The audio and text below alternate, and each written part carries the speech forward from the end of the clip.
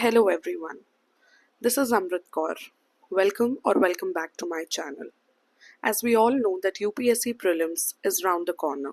So here we are with our first video in which we'll be revising economy key terms which will help boost your UPSC Prelims preparation, especially the static part of economy. The first term that we are going to discuss today is rural employment. Rural employment refers to the work or jobs available in the countryside or rural areas. It includes a variety of occupations and industries such as farming, forestry, fishing, mining, construction, manufacturing, and service sector jobs such as healthcare, education, and retail. Rural employment can be both formal and informal and may include self employment, wage employment, or a combination of both. Next term is 5-year plan.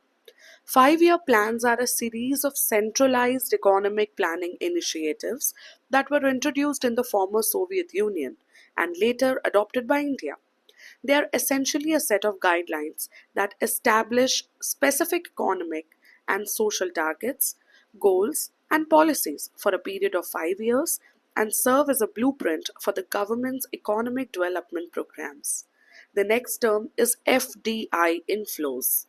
FDI inflows refer to the investment made by foreign companies or individuals in the domestic economy of a country. FDI stands for Foreign Direct Investment, and it is the process by which a company or investor acquires a controlling interest in an existing company or establishes a new business in a foreign country. Next is foreign exchange reserves. It refers to the assets of a country's central bank holds in the foreign currencies such as US dollars, euros, Japanese yen. They are reserves that are used to ensure that a country can meet its international obligations, including trade and debt payments, and to maintain stability in the foreign exchange market. The next term is the most important one, that is the inclusive growth. Inclusive growth is basically a concept that refers to the process of economic growth that is broad based and benefits all the segments of society, including the most vulnerable and the marginalized groups. The next is sustainable growth.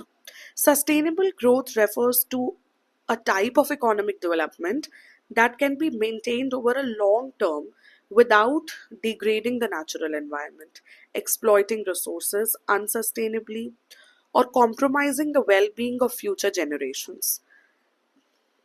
Sustainable growth aims to meet the needs of the present generation without compromising the ability of future generations to meet their own needs. The next term is non banking financial companies, NBFCs. They are financial institutions that provide financial services and products similar to those provided by the banks, but they do not hold a banking license. NBFCs are basically regulated by RBIs only. They provide a large range of financial services like loans, leasing, hire purchase, investment in securities. So that's about NBFCs. The next is district planning committees, DPCs. They are basically committees that were set up under the 73rd Amendment to the Constitution of India. It aims to strengthen the Panchayati Raj system of the country and are responsible for preparing and coordinating the district plans that cater to economic development and the social justice. Then we have government spending. We have a lot of questions in the prelims related to this.